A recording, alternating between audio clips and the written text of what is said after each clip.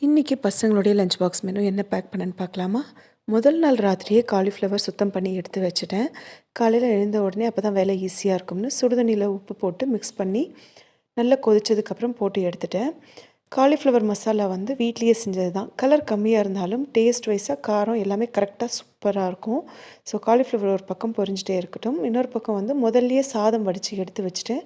காலையில் முதல் வேலையே சாதம் வடித்து எடுத்து வைக்கிறது தான். ஸோ சாதம் நல்லா ஆறுனதுக்கப்புறமா வீட்லேயே செஞ்ச புளிக்காய்ச்சல் பேஸ்ட் இருக்குது. அதை இதோடு சேர்த்து புளி சாதத்துக்கு ரெடி பண்ணிட்டேன்.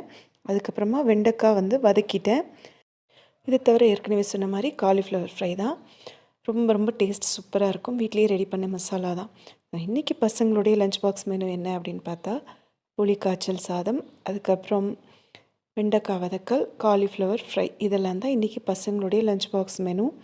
எங்களுக்கான லஞ்ச் மறுபடியும் இப்போ தனியாக சமைச்சிடுவேன். அப்புறம் பிரேக்ஃபாஸ்ட்டுக்கு இட்லியும் கடலக்காய் சட்னியும்.